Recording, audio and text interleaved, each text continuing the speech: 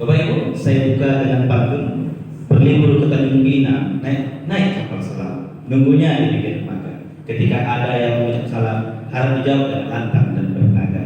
Selamat siang Bapak Ibu, terima kasih telah datang di acara kami dalam diseminasi budaya positif CGP Angkatan 9. Namo Buddhaya. Namo Buddhaya. Perkenalkan, saya adalah CGP Angkatan 9 dari SMA Budi Dharma. Nama saya Muhammad Ihsan. Dan yang satu lagi adalah CGP Angkatan 9 dari SD Budi Dharma. Hari ini kami akan membagi sebuah materi dari yang kami pelajari selama perkuliahan, yaitu budaya positif yang ada di kurikulum Merdeka. Agar tidak memperlama waktu lagi, marilah kita sambut dengan meriah CGP kita dari SD Budi Dharma untuk menyampaikan materi ini. Untuk Ica, saya persilakan.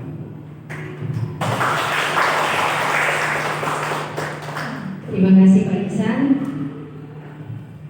Pak Ihsan boleh di sebelah sini.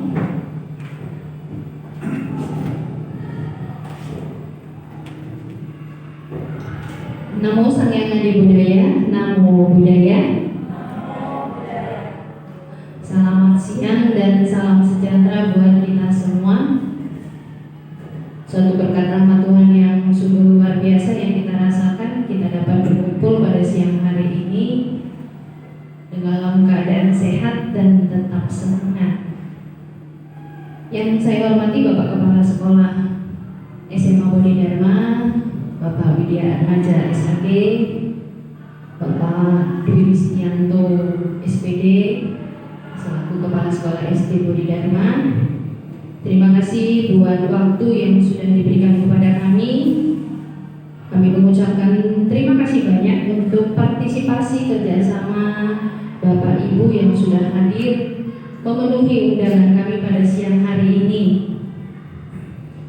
Kegiatan hari ini merupakan serangkaian program pendidikan guru penggerak yang sedang kami jalani. Apabila Bapak Ibu di tahun-tahun yang akan datang juga mengikuti program pendidikan ini, kami siap berkolaborasi. Terima kasih untuk kolaborasinya hari ini. Baik Bapak Ibu, yuk kita sama-sama salam guru penggerak. Salam guru penggerak. Tergerak, bergerak, menggerakkan. Terima kasih.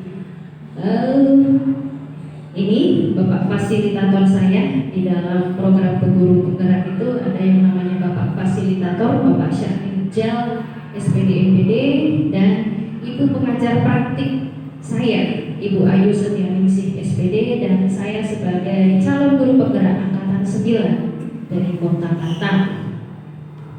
Nah, materi yang akan kami bawakan pada siang hari ini adalah penyebaran pemahaman dan penyerapan pengalaman budaya positif.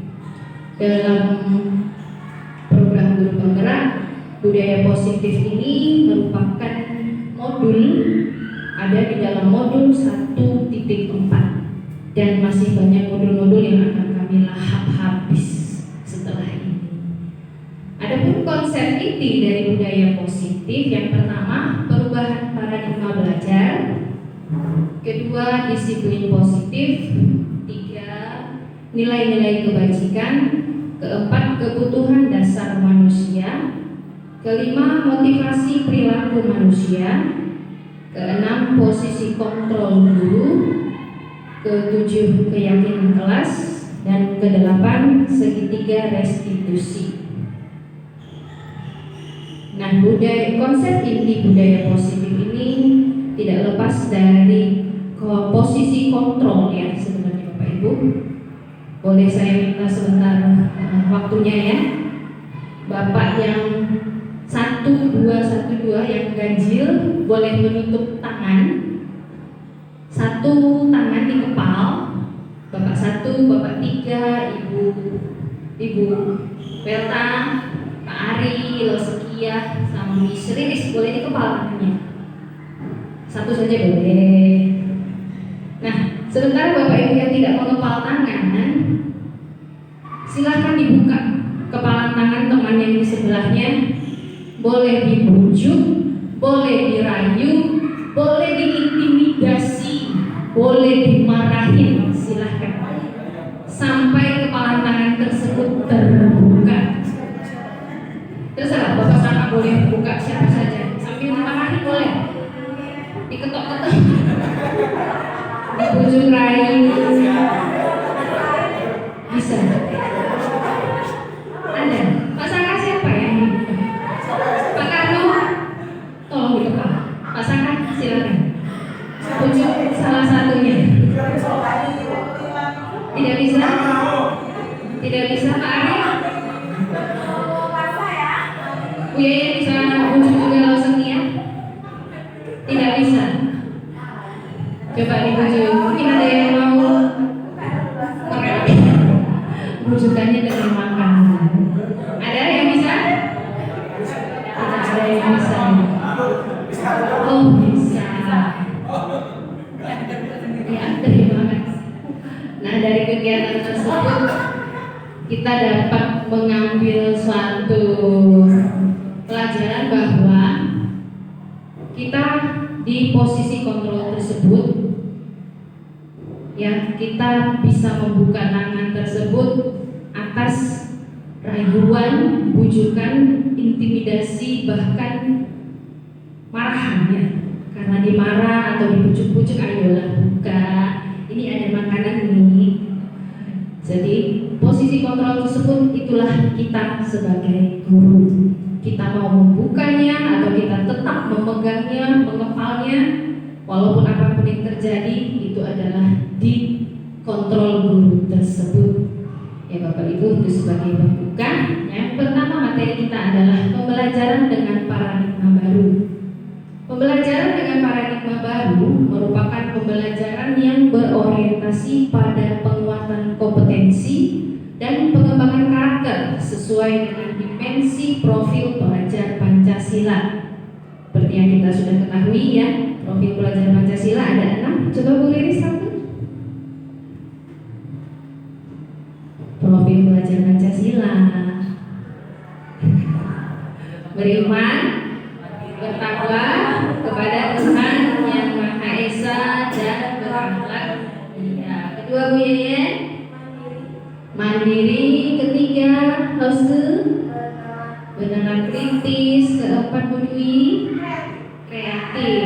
Kelima Pari, bergotong royong. Keenam Iswelta, berkebinekaan global. Nah, pembelajaran dengan paradigma baru tersebut dengan konsep merdeka belajar, di mana guru dan murid mempunyai kebebasan berinovasi dalam kegiatan belajar mengajar. Kemudian siswa belajar melalui proyek-proyek nyata. Ini sudah banyak yang kita terapkan di sekolah kita, mulai dari tingkat rendah sampai ke tingkat yang lebih tinggi. Apabila kita melakukan pembelajaran dengan berbasis proyek, wow, murid-murid sangat senang. Katanya sambil main-main kalau yang SD, ya. Berbasis proyek, berpikir kritis dan pemecahan masalah. Dan pembelajaran dengan paradigma baru memanfaatkan teknologi seperti komputer, internet, aplikasi pembelajaran digital untuk meningkatkan pengalaman belajar siswa. Nah, kita sebagai pendidik, tujuan kita adalah menciptakan peserta didik yang memiliki disiplin diri, sehingga mereka berperilaku mengacu kepada nilai-nilai kebajikan universal. Nah, disiplin tersebut berasal dari kata disiplina, yang artinya belajar. Disiplin mengacu pada disiplin diri yang memiliki tanggung jawab terhadap apa yang dilakukan berdasarkan nilai-nilai yang diyakini. Disiplin positif merupakan salah satu penerapan disiplin yang bertujuan untuk menumbuhkan kesadaran serta memberdayakan peserta didik tanpa imbalan, penghargaan atau reward, ancaman ataupun hukuman. Nah, nilai-nilai kebajikan tersebut adalah nilai-nilai yang disepakati bersama, lepas dari suku bangsa, agama, bahasa maupun latar belakang. Nilai-nilai kebajikan tersebut ada keadilan, keselamatan, tanggung jawab, kejujuran, rasa syukur, berprinsip, integritas, kasih sayang, rajin, berkomitmen, percaya diri, kesabaran, dan keamanan. Sedangkan keterampilan hidup dapat dipercaya, lurus hati, pendengar yang aktif, tidak merendahkan orang lain, memberikan yang terbaik dari diri. Nah, Bapak Ibu, sekilas tadi Pak Iksan sudah bercerita ya, katanya dalam menangani anak yang bermasalah di sekolah, anak tersebut sebetulnya ingin memenuhi satu kebutuhan yang tidak terpenuhi oleh anak tersebut. Oleh daripada itu, kebutuhan dasar manusia sangat penting dan mempunyai tujuan tertentu. Karena kita melakukan usaha terbaik kita untuk mendapatkan apa yang kita inginkan. Di sini terdapat 5 kebutuhan dasar manusia. Yang pertama, bertahan hidup. Bertahan hidup tersebut kriterianya adalah kesehatan, rumah, makanan, dan keamanan. Kedua, rasa kasih sayang dan rasa diterima. Ini biasanya sering ya Bapak Ibu yang khususnya di SD, apabila anaknya bertingkah melakukan suatu kesalahan, kita menganggapnya, oh, anak tersebut tuh mau cari perhatian saya karena dia di rumah kurang diperhatikan. Nah, inilah kebutuhan dasar yang ingin dipenuhi anak tersebut. Rasa ingin diterima, dipedulikan, ingin berbagi, bekerja sama, dan mau menjadi bagian dari kelompok. Ketiga, penguasaan. Penguasaan terdiri dari harga diri, keinginan untuk dianggap, memimpin, berprestasi, diakui, dan didengar. Ada juga kebebasan. Kebebasan di sini kriterianya adalah mandiri, memiliki banyak pilihan, mencoba hal baru, mampu mengendalikan arah dirinya. Dan yang kelima adalah kebutuhan akan kesenangan, mencari kesenangan, bermain-main, dan tertawa. Jadi kalau ada anak di kelas kita yang saat kita memberikan pelajaran ada yang sambil bermain dan tertawa, nah kebutuhan kesenanganlah yang ingin didapatkan oleh anak tersebut. Seperti itu Bapak Ibu. Nah, untuk materi selanjutnya saya serahkan kepada Pak Iksan. Silakan.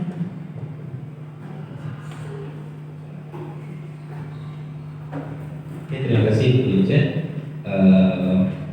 Kita istirahat bentar ya. Masing-masing TKP ini simpel aja, nggak terlalu repot. Mungkin sudah pernah ya, sudah pernah ada yang lakuin. Jadi yang di sebelah di sini itu jika saya di sebelah sana buat maka saya. Jadi misalnya contoh sebelah kiri bilang jika saya presiden, di sebelah sana maka saya apa. Jadi minta tolong sekarang Bapak Ibu dalam waktu 20 detik tulis di HP-nya jika saya apa, mungkin dekat jika saya Putri Indonesia, yang sebelah sana maka saya 3, 2, 1 boleh. Hari dipikir aja maka saya, tapi nggak boleh diganti ya. Jika saya maka saya.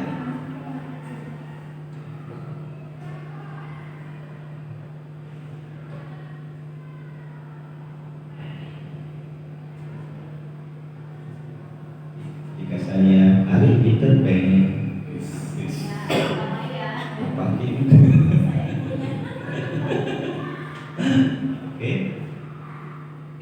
Oke, Don.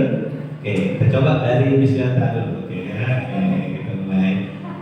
Sebut yang gua dulu. Jika saya 1, 2, 3. Jika saya capek, Maka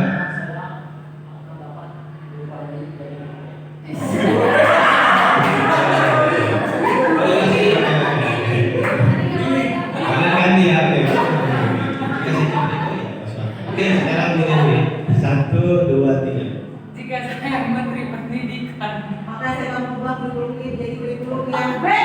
Woi,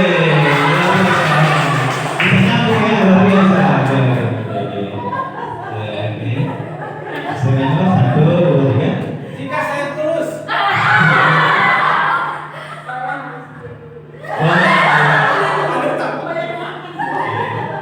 Dan catat jika apa?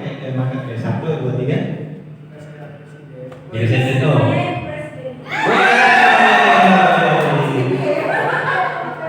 Kepada Bapak sama kami. Jika saya ngantuk. Kalau kemarin itu kami di sana nggak nyambung ada yang satu. Jika saya tak kaya, jawaban sebelah sana, maka saya akan tidur. Sebenarnya masuk akal. Tapi nggak masuk akal juga. Mungkin kita kalau mikir kita bakal kalau kita kaya, ya kita bakal tidur ya nggak juga. Gitu. Oke, yang bagian kedua adalah bagian motivasi perilaku manusia. Ini berhubungan dengan kerja tim kita juga sudah ada yang kemarin yang mungkin yang kita bahas ini sudah bahasakan. Jadi seseorang itu punya motivasi ketika melakukan sesuatu. Yang pertama untuk menghindari ketidaknyamanan atau hukuman itu jelas. Jadi apa kadang itu yang kita bicarakan itu agar kita yang menghindari bagian yang tidak nyaman dan menghindari yang bagian hukuman. Yang kedua, kita melakukan sesuatu agar mendapat imbalan atau penghargaan dari orang lain. Jadi siswa juga sama. Jadi terkadang apa yang mereka lakukan itu pengen dihargai. Makanya mungkin Bu Dewi kenal dari Jumi mungkin ya. Kenapa seperti itu? Mungkin di waktu SD-nya ya seperti itu dia sangat dekat sama saya karena waktu itu dia paling tinggi di kelas beberapa kali, jadi dia semangat. Jadi di saat yang lain nilainya 90 atau dia 92 di waktu itu, jadi dia merasa sangat bangga. Tapi ketika terjadi COVID ya itu berubah lagi, itu kita nggak bisa atur. Jadi masa-masa COVID ini memang sangat berpengaruh sama kita. Tapi memang di hal kedua ini saya merasakannya. Jadi ketika dia melakukan sesuatu sekecil apapun, ketika kita hargai semangat dia yang pasti naik. Yang ketiga, untuk menjadi orang yang mereka inginkan dan menghargai diri sendiri dengan nilai-nilai yang mereka percaya. Artinya seperti ini. Ketika anak itu bermain, ketika kita ingat dulu kita bermain, kita pengen apa yang kita percaya orang lain percaya. Gitu. Kita ini pengennya kayak gini. Menurut pendapat saya seperti ini. Kita kan di situ ingin agar orang lain percaya sama kita. Jadi untuk motivasi perilaku manusia itu ada 3. Jadi yang pertama, ketika ada rule, ada hukuman, kita berusaha menghindari itu. Yang kedua, yang kita lakukan ini mendapat penghargaan orang lain. Jelas, penghargaan terhadap diri sendiri itu penting. Seperti sekarang pernah bilang apa dulu sekarang? Manusia itu butuh pengakuan. Saya ingat kali kata-kata sekarang itu. Manusia butuh pengakuan. Semua manusia butuh pengakuan. Bahkan kalau kita yang sudah menikah ini saja, istri kita tiba-tiba pulang berpenampilan cantik, lupa kita bilang, cantik kali kau hari ini. Kita lupa, dia sedih itu. Padahal hal kecil. Yang bapak-bapak pasti paham ya. Tiba-tiba pulang kok dandannya cantik. Kita sebagai suami lupa menyebutkan dia cantik. Padahal dia pengen disebut cantik. Ngapain dia dandan di rumah yang kita pulang? Jadi bagian kedua itu motivasi yang jelas terjadi di kehidupan sehari. Sama seperti siswa. Siswa juga sama. Apa yang mereka lakukan itu sebenarnya dia pengen. Aku pengen agar jadi ini nanti Bu Dewi puji aku. Bisa aja. Dan Jovi berbicara bahasa Inggris yang bagus. Pengen dibilang sama saya mantap DJ. Itu kan udah sering aja si DJ di hari. Gitu. Yang ketiga aja untuk jadi intinya yang paling terakhir itu dia punya sesuatu yang dia yakini. Dia ingin sampai ke sama orang. Siswa kita juga gitu. Kadang siswa itu punya aturan sendiri. Kalau Pak Sagam dan anak-anak tunanetra ketika mereka kumpul, pasti mereka bilang, oh aku pengen kayak gini loh, aku pengen kayak gini loh. Yang satu berpendapat bahwasanya aku mau musiknya seperti ini, yang satu berpendapat aku pengen musiknya seperti ini. Jadi motivasi mereka itu adalah mereka ingin pendapat mereka didengarkan, sehingga nanti menjadi kekuatan yang bersama. Jadi ada 3 motivasi dari perilaku manusia. Itu yang bagian kedua ya. Oke, untuk bagian ketiga. Ini bagian ketiga. Kita ke Bulica. Boleh? Oke, kita lanjutkan ke Bulica. Silakan Bulica. Ya, selanjutnya adalah hukuman konsekuensi dan restitusi. Nah, ini ciri-cirinya ya. Ciri-ciri dari hukuman itu bersifat satu arah, bersifat tidak terencana atau tiba-tiba, atau berupa fisik atau psikis ya, psikis.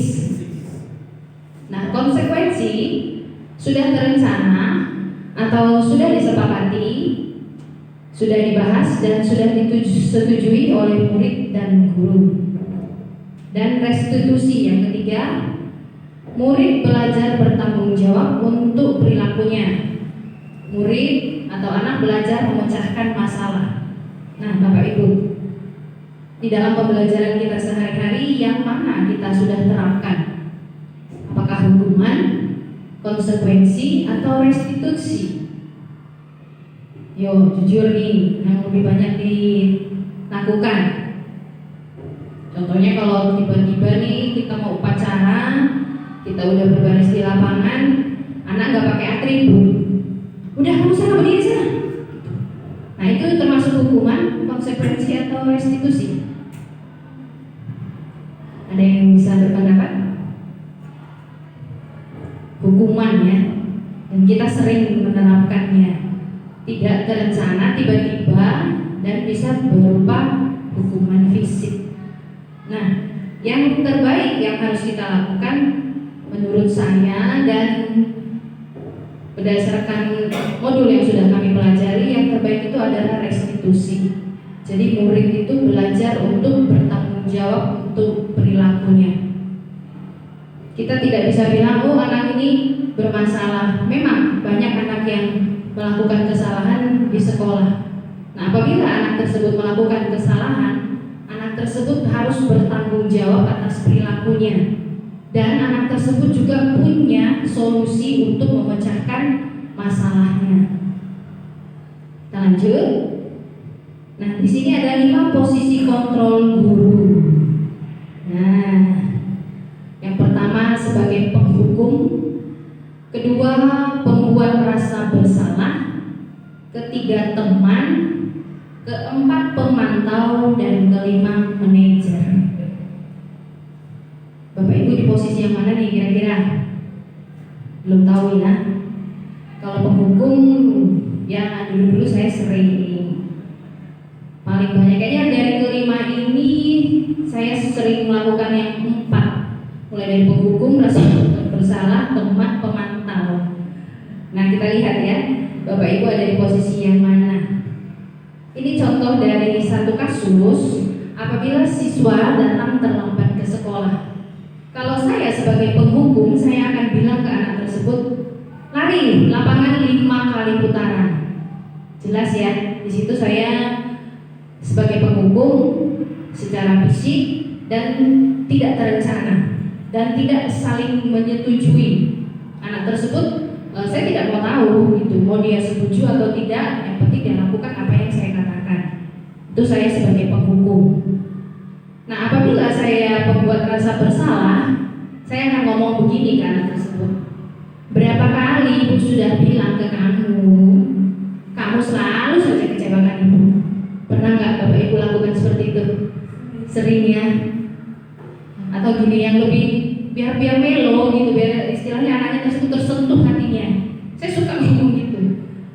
Kamu ya, kalau Bapak Ibu, Papa Mamamu tahu kamu buat kayak gini, gimana perasaan mereka? Saya pikir itu bagus. Ternyata tidak. Saya di situ sebagai posisi kontrol pembuat rasa bersalah. Sering, saya sering. Tapi setelah saya mempelajari ini, saya sudah mulai menguranginya. Nah, apabila saya sebagai posisi kontrol teman, saya akan katakan begini ke anak tersebut. Ayo dong, ikuti aturan di sekolah. Tolong bantu ibu sekali ini aja, ya. Tidak apa-apa, lain kali jangan sampai berbuat seperti itu lagi. Nah, pada saat saya berbicara seperti itu, saya berada di posisi kontrol sebagai teman yang bagi anak tersebut. Kemudian apabila saya sebagai pemantau, saya akan katakan begini ke anak tersebut. Kamu sudah melanggar peraturan sekolah, kamu kamu tahu konsekuensinya. Nah, setelah itu kita akan membuat beberapa kesepakatan sanksi ya istilahnya ya. Apa yang anak itu harus lakukan dan itu kita sepakati dulu. Kalau saya tuh sukanya anak tersebut buat semacam surat perjanjian bahwa dia sudah melakukan suatu kesalahan, dia sudah mengakui kesalahannya dan apa yang harus sanksi yang dia kenakan. Bisa jadi dia dapat tambahan piket setiap hari itu selama seminggu. Nah, di situ saya sebagai posisi kontrol pemantau. Nah, apabila saya sebagai posisi manajer di sekelas ya saja ya, saya akan katakan seperti ini karena tersebut. Apakah kamu tahu kesalahanmu? Kira-kira bagaimana kamu memperbaiki kesalahanmu? Nah, disitulah saya sebagai posisi kontrol manajer. Dan menurut para ahli ya Pak ya, posisi manajer lah yang sangat ideal yang harus kita terapkan di sekolah. Untuk dari Jomi tadi itu saya kurang apa. Saya masih mempelajari dan menerapkannya ya ke anak-anak yang memang punya ya itulah ya. Saya harus seperti itu. Kamu tahu nah kesalahanmu nah. Aduh, saya harus belajar banyak nih. Nah, lanjut. Terima kasih Bu Rince. Nah, ini sebenarnya menyambung dari yang posisi manajer tadi. Apakah guru kita sudah melakukan? Mana? Bahkan ikut CGP? Tidak. Nah, ada satu kasus di sekolah kita, seorang itu menyontek. Dia menyontek dengan cara gimana sih? Dia ngambil jawaban temannya.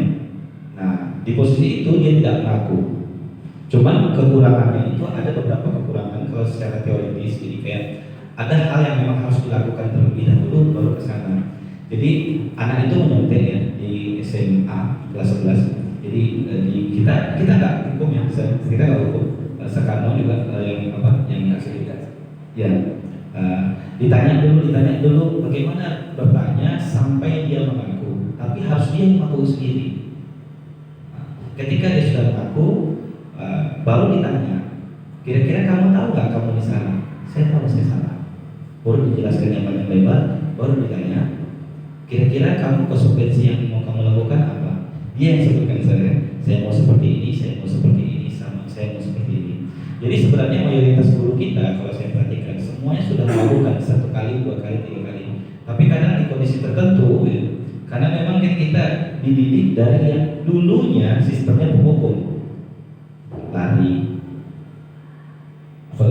push up saya sering push up, nilai 3, sit up, seperti itu kan. Mungkin kita mikirnya itu yang terbaik, ternyata tidak. Tapi dalam pembentukan yang sebentar di manajerial, kita harus buat dulu keyakinan. Keyakinan itu seperti apa? Artinya keyakinan itu kesepakatan yang sudah kita buat bersama di dalam kelas. Contoh, gimana saya cara mengcover anak supaya tidak nyontek di kelas? Saya sudah lakukan. Apakah berhasil? Berhasil memang. Saya lakukan satu kelas jadi sistem ini. Tapi nggak tahu dari mereka sedih atau tidak ya. Kita buat kesepakatan bahwasanya kalian boleh nyontek, tapi nilainya dibagi 2. Kita buat di depan keyakinan itu. Oke, deal. Sebenarnya nggak semua deal, tapi 60% deal. Oke, deal ya. Oke. Ketika di hari itu si Dennis kelas 12 memberikan jawabannya ke temannya, dia bisa mengerjakan. Jadi Dennis itu sebenarnya anaknya bagus kalau mau fokus, tapi kan anak kinestetiknya harus capek, memang sangat capek. Jadi mungkin kalau saya awal-awal masuk itu masih 100%, mungkin anak-anak bilang, wah sama Pak Isan enak nih. Iya, karena saya masih 100%, masih bisa saya keliling.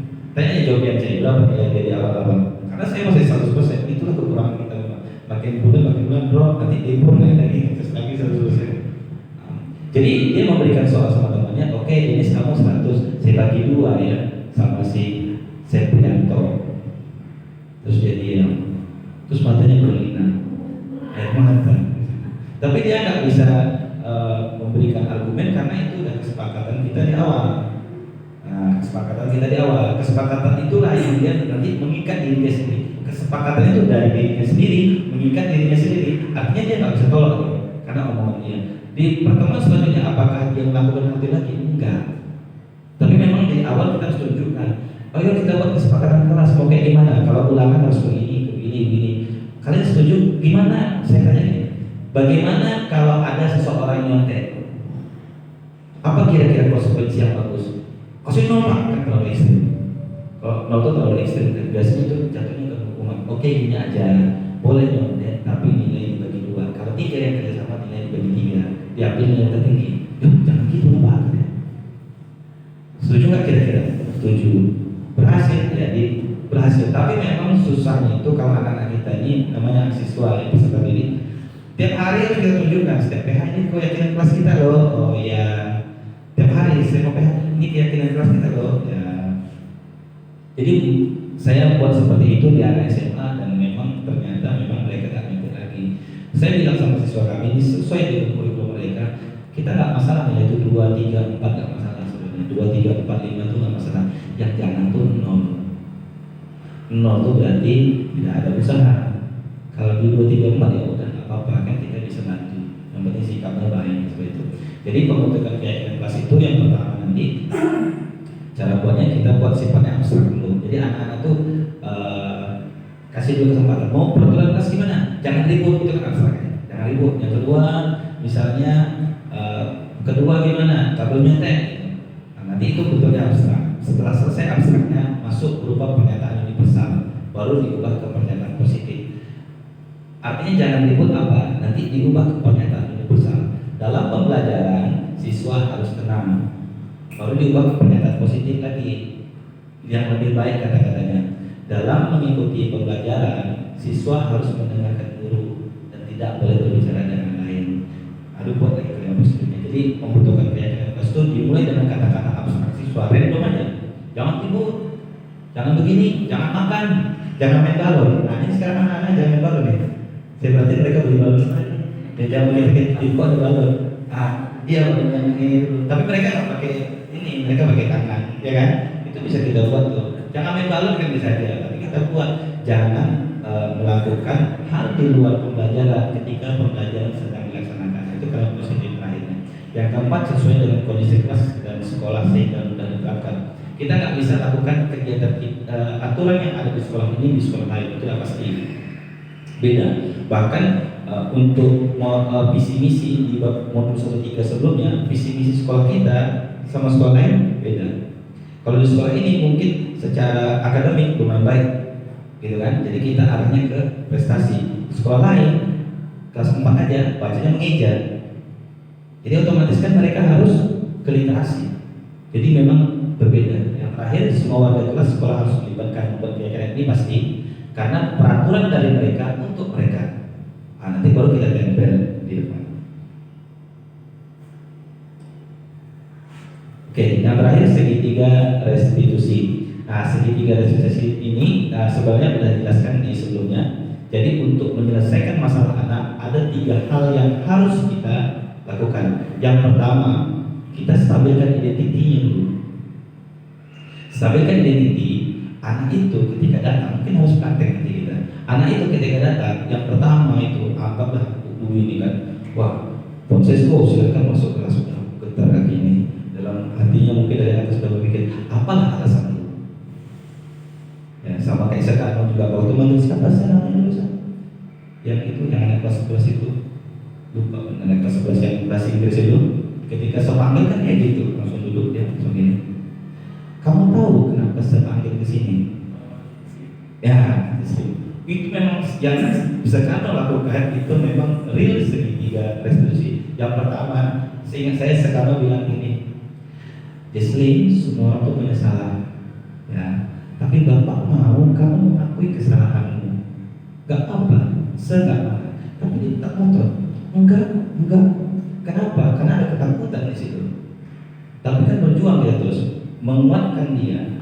Bagaimana dia itu yakin bahwasanya kesalahan ini akan dimaafkan. Itu yang pertama. Ketika dia sudah mengaku, baru masuk bagian kedua. Kembali dulu. Kita tanyakan keyakinan kelas. Ini yang mungkin kita agak kurang. Kita nggak pernah menuliskan keyakinan di depan itu bahwasanya jika saya begini, saya akan begini. Jika saya begini, saya begini. Akhirnya kita akan langsung lompat ke bagian ketiga, validasi tindakan yang salah. Kalau kayak saya tadi yang mencontek 50 tadi, 100 saya bagi dua, saya menanyakan bagi dua. Kalian tahu nggak keyakinan yang kita buat sebelumnya? Oh iya, kalau contek nilai bagi dua. Jadi dari situ dia berpikir, ini kesalahan saya yang buat. Saya buat aturan sendiri, buat saya. Kalau dia mengkonter, kan nggak mungkin. Nah, jadi bagian kedua ini saja mungkin dilewatkan, tapi memang sudah tepat.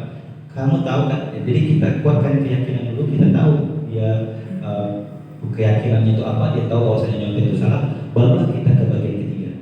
Bagian ketiga disebut di bagian sini bahwa setelah tidak apa-apa distabilkan identitas ini banyak. Lalu yang selanjutnya kita validasi tindakan yang salah seperti yang saya bilang tadi. Kamu tahu nggak kesalahan apa? Kalau dia masih belum tahu salahnya apa, kita usahakan sampai dia tahu memang kesalahan dia itu apa. Setelah dia tahu kesalahannya itu apa, baru masuk bagian terakhir. Kita tanyakan keyakinan keras. Sudah dia tahu keyakinan keras, baru di bagian terakhir kita tanyakan sama dia. Kira-kira kalau kesalahanmu seperti ini, apa yang akan kamu lakukan?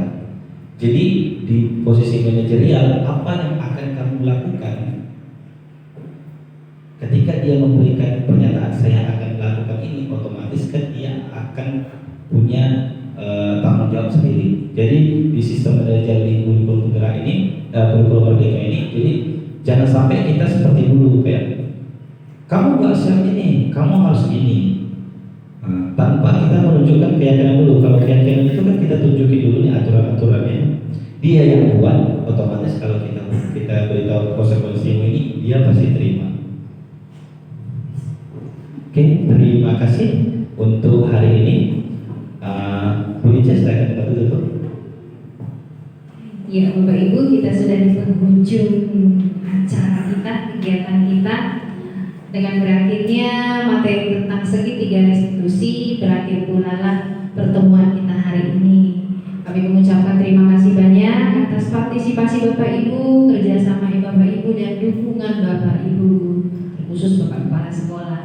Akhir kata dari kami, Namo Sang Adi Budaya, Namo Buddhaya. Terima kasih, silakan dimakan dong.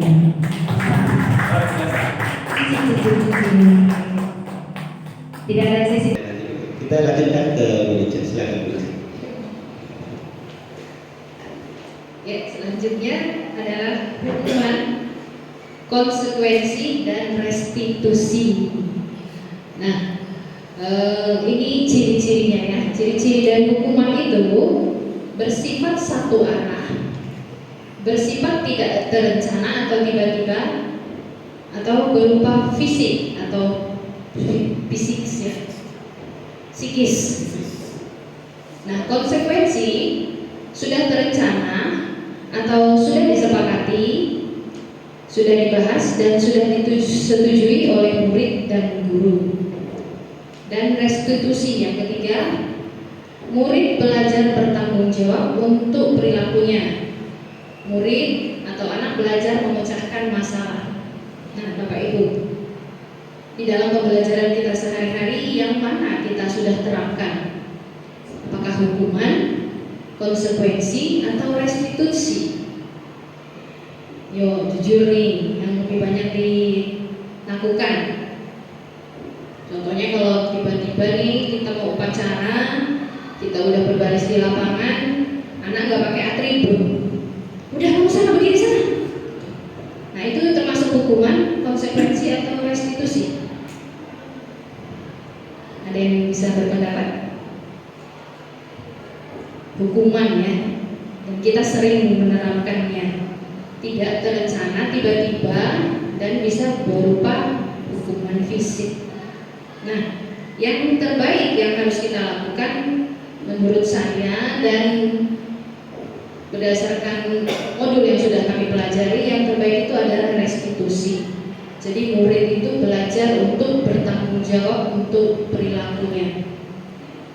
Kita tidak bisa bilang, oh anak ini bermasalah. Memang banyak anak yang melakukan kesalahan di sekolah. Nah, apabila anak tersebut melakukan kesalahan, anak tersebut harus bertanggung jawab atas perilakunya, dan anak tersebut juga punya solusi untuk memecahkan masalahnya. Kita lanjut. Nah, di sini ada 5 posisi kontrol guru. Nah, yang pertama sebagai penghukum, kedua pembuat rasa bersalah, ketiga teman, keempat pemantau, dan kelima manajer. Bapak Ibu di posisi yang mana nih kira-kira? Belum tahu ya. Kalau penghukum, ya dulu saya sering, paling banyak kayaknya dari kelima ini saya sering melakukan yang 4, mulai dari penghukum, rasa bersalah, teman, pemantau. Nah, kita lihat ya, Bapak Ibu ada di posisi yang mana. Ini contoh dari satu kasus apabila siswa datang terlambat ke sekolah. Kalau saya sebagai penghukum, saya akan bilang ke anak tersebut, lari lapangan 5 kali putaran. Jelas ya, di situ saya sebagai penghukum secara fisik dan tidak terencana dan tidak saling menyetujui. Anak tersebut saya tidak mau tahu gitu, mau dia setuju atau tidak, yang penting dia lakukan apa yang saya katakan. Itu saya sebagai penghukum. Nah, apabila saya membuat rasa bersalah, saya akan ngomong begini ke anak tersebut. Berapa kali Ibu sudah bilang ke kamu, kamu selalu saja kecewakan Ibu. Pernah nggak Bapak Ibu lakukan seperti itu? Sering ya? Atau gini yang lebih biar melo gitu, biar istilahnya anaknya tersebut tersentuh hatinya. Saya suka ngomong gitu. Kamu ya, kalau Bapak Ibu, Papa Mamamu tahu kamu buat kayak gini, gimana perasaan mereka? Saya pikir itu bagus. Ternyata tidak. Saya itu sebagai posisi kontrol pembuat rasa bersalah. Sering, saya sering. Tapi setelah saya mempelajari ini, saya sudah mulai menguranginya. Nah, apabila saya sebagai posisi kontrol teman, saya akan katakan begini ke anak tersebut. Ayo dong, ikuti aturan di sekolah. Tolong bantu ibu sekali ini aja. Ya, tidak apa-apa, lain kali jangan sampai berbuat seperti itu lagi. Nah, pada saat saya berbicara seperti itu, saya berada di posisi kontrol sebagai teman ya bagi anak tersebut. Kemudian apabila saya sebagai pemantau, saya akan katakan begini ke anak tersebut. Kamu sudah melanggar peraturan sekolah, kamu tahu konsekuensinya. Nah, setelah itu kita akan membuat beberapa kesepakatan sanksi ya istilahnya ya, apa yang anak itu harus lakukan, dan itu kita sepakati dulu. Kalau saya itu sukanya anak tersebut buat semacam surat perjanjian bahwa dia sudah melakukan suatu kesalahan, dia sudah mengakui kesalahannya, dan apa yang harus sanksi yang dia kenakan. Bisa jadi dia dapat tambahan piket setiap hari itu selama seminggu. Nah, di situ saya sebagai posisi kontrol pemantau. Nah, apabila saya sebagai posisi manajer di sekelas ya saya akan katakan seperti ini ke anak tersebut. Apakah kamu tahu kesalahanmu? Kira-kira bagaimana kamu memperbaiki kesalahanmu? Nah, disitulah saya sebagai posisi kontrol manajer. Dan menurut para ahli ya Pak ya, posisi manajer lah yang sangat ideal yang harus kita terapkan di sekolah. Untuk direjomi tadi cocok. Saya masih mempelajari dan menerapkannya ya ke anak-anak yang memang punya ya itulah ya. Saya harus seperti itu. Kamu tahu nak kesalahanmu nak? Aduh, saya harus belajar banyak nih. Nah, lanjut. Terima kasih Bu Lica. Nah, ini sebenarnya menyambung dari yang posisi manajer tadi. Apakah guru kita sudah melakukan? Pernah, bahkan ikut CGP? Tidak. Nah, ada satu kasus di sekolah kita, seorang itu menyontek di dia menyontek dengan cara gimana sih? Dia ngambil jawaban temannya. Nah, di posisi itu dia tidak mengaku. Cuman kekurangannya itu ada beberapa kekurangan kalau secara teoritis. Jadi kayak ada hal yang memang harus dilakukan terlebih dahulu baru ke sana. Jadi anak itu menyontek ya di SMA kelas 11. Jadi kita nggak hukum ya, kita nggak hukum. Sekarang juga yang kasus ya. Ditanya dulu bagaimana bertanya sampai dia mengaku, tapi harus dia mengaku sendiri. Ketika dia sudah mengaku, baru ditanya, kira-kira kamu tahu nggak kamu salah? Saya tahu saya salah. Baru dijelaskan yang lebar, baru ditanya, kira-kira kamu konsekuensi yang mau kamu lakukan apa? Dia yang sebutkan saya mau seperti ini, saya mau seperti ini, saya mau seperti ini.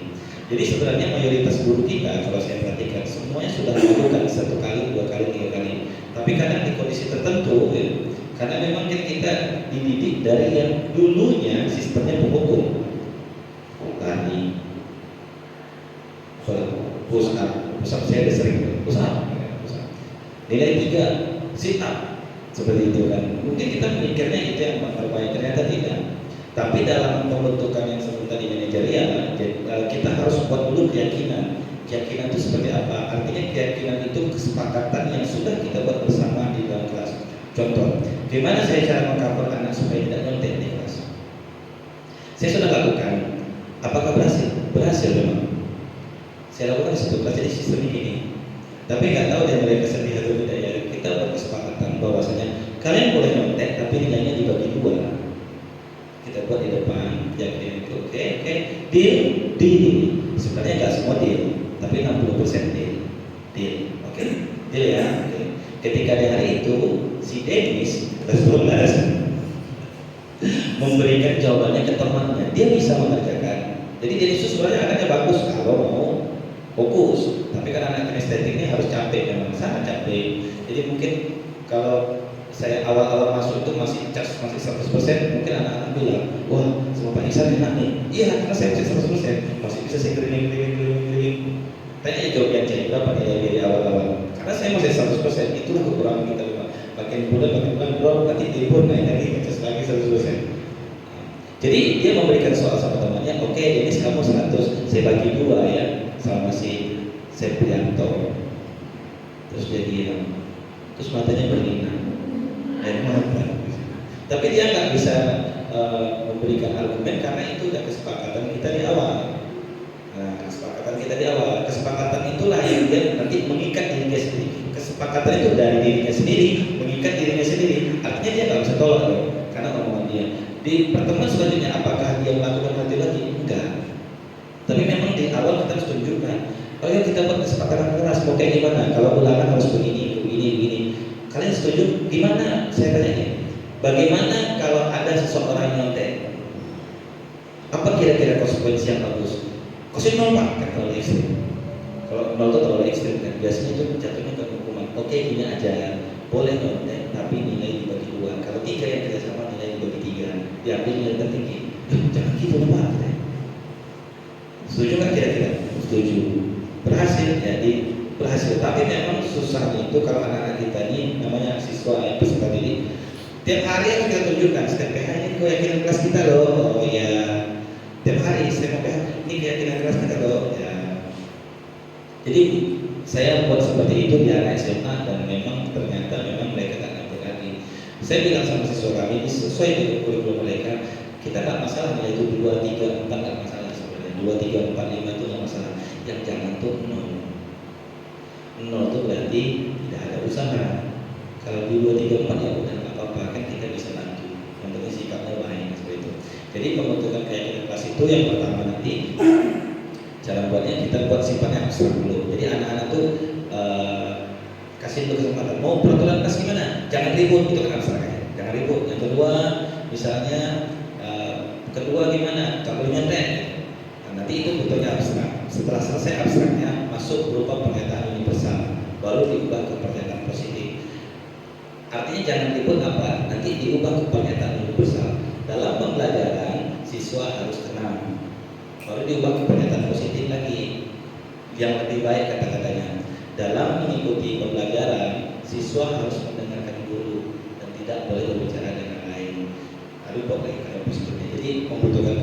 itu dimulai dengan kata-kata abstrak siswa, random aja. Jangan tidur, jangan begini, jangan makan, jangan main balon. Nah ini sekarang anak-anak jangan main balon nih. Saya berarti mereka beli balon aja. Dan jangan kita tidur kok ada balon. Nah, iya balonnya begini. Tapi mereka nggak pakai ini, mereka pakai tangan, ya kan? Itu bisa kita buat tuh. Jangan main balon kan bisa aja, tapi kita buat jangan melakukan hal di luar pembelajaran ketika pembelajaran sedang dilaksanakan. Itu kalau positif lainnya. Yang keempat, sesuai dengan kondisi kelas dan sekolah sehingga mudah diterapkan. Kita nggak bisa lakukan kegiatan aturan yang ada di sekolah ini di sekolah lain, itu pasti beda. Bahkan untuk visi misi di modul 1.3 sebelumnya, visi misi sekolah kita sama sekolah lain beda. Kalau di sekolah ini mungkin secara akademik lumayan baik, gitu kan? Jadi kita arahnya ke prestasi. Sekolah lain kelas 4 aja bacanya mengeja. Jadi otomatis kan mereka harus ke literasi. Jadi memang berbeda. Yang terakhir, semua warga kelas sekolah harus melibatkan membuat kegiatan ini pasti, karena peraturan dari mereka untuk mereka. Nah, nanti baru kita tempel di depan. Oke, yang terakhir segitiga restitusi. Nah, segitiga restitusi ini sebenarnya sudah dijelaskan di sebelumnya. Jadi untuk menyelesaikan masalah anak ada 3 hal yang harus kita lakukan. Yang pertama, kita stabilkan identitinya dulu. Stabilkan identiti anak itu ketika datang, mungkin harus praktek nanti kita. Anak itu ketika datang, yang pertama itu anggaplah dulu ini kan, wah, Francesco silakan masuk kelas bentar kaki ini. Dalam hatinya mungkin ada yang sudah berpikir, apalah alasanku? Ya, sama kayak sekarang juga waktu manggil siapa sana dulu sana. Yang itu yang anak kelas 11 itu lupa, anak kelas 11 yang bahasa Inggris itu, ketika saya panggil kan dia gitu, langsung duduk dia langsung gini. Kamu tahu kenapa saya panggil ke sini? Ya, itu memang yang bisa kamu lakukan itu memang real segitiga restitusi. Yang pertama, sehingga saya sekarang bilang gini, Jesslyn, semua itu punya salah, ya. Tapi Bapak mau kamu mengakui kesalahanmu. Gak apa-apa, saya nggak marah. Tapi dia tak ngotot. Enggak. Kenapa? Karena ada ketakutan di situ. Tapi kan berjuang kita terus menguatkan dia, bagaimana dia itu yakin bahwasanya kesalahannya ini akan dimaafkan. Itu yang pertama. Ketika dia sudah mengaku, baru masuk bagian kedua. Kita tanyakan keyakinan kelas. Ini yang mungkin kita agak kurang. Kita tak pernah menuliskan keyakinan di depan itu bahwasanya jika saya begini, saya akan begini. Jika saya begini, saya begini. Akhirnya kita akan langsung lompat ke bagian ketiga, validasi tindakan yang salah. Kalau kayak saya tadi yang mencontek 50 tadi, saya bagi dua, saya bertanyakan bagi dua. Kalian tahu nggak keyakinan yang kita buat sebelumnya? Oh iya, kalau kita nilai bagi dua. Jadi dari situ dia berpikir, ini kesalahan saya yang buat. Saya buat aturan sendiri buat saya. Kalau dia mengkonter, kan nggak mungkin. Nah, jadi bagian kedua ini saja mungkin dilewatkan, tapi memang sudah tepat. Kamu tahu kan? Jadi kita kuatkan keyakinan dulu, kita tahu dia keyakinan itu apa, dia tahu bahwasanya yang itu salah. Barulah kita ke bagian ketiga. Bagian ketiga disebut di bagian sini bahwa salah tidak apa-apa, distabilkan identitas gimana. Lalu yang selanjutnya kita validasi tindakan yang salah seperti yang saya bilang tadi. Kamu tahu nggak kesalahanmu apa? Kalau dia masih belum tahu salahnya apa, kita tuh salahkan sampai dia tahu memang kesalahan dia itu apa. Setelah dia tahu kesalahannya itu apa, baru masuk ke bagian terakhir. Kita tanyakan keyakinan kelas. Sudah dia tahu keyakinan kelas, baru di bagian terakhir kita tanyakan sama dia. Kira-kira kalau kesalahanmu seperti ini, apa yang akan kamu lakukan? Jadi di posisi manajerial, apa yang akan kamu lakukan ketika dia memberikan pernyataan saya akan melakukan ini? Otomatis kan dia akan punya tanggung jawab sendiri. Jadi di sistem manajerial di kurikulum negara ini, kurikulum merdeka ini, jadi jangan sampai kita seperti dulu kayak kamu nggak siap ini, kamu harus gini. Tanpa kita menunjukkan keyakinan dulu. Kalau keyakinan itu kan kita tunjukin dulunya aturan-aturannya. Dia yang buat, otomatis kalau kita beritahu konsekuensi ini, dia pasti terima. Oke, terima kasih untuk hari ini. Bu Lica silakan bantu tutup. Ya, Bapak Ibu, kita sudah di penghujung Dengan berakhirnya materi tentang segitiga restitusi, berakhir pula pertemuan kita hari ini. Kami mengucapkan terima kasih banyak atas partisipasi Bapak Ibu, kerjasama Bapak Ibu, dan dukungan Bapak Ibu, khusus Bapak Kepala Sekolah. Akhir kata dari kami, Namo Sang Yang Adi Budaya, Namo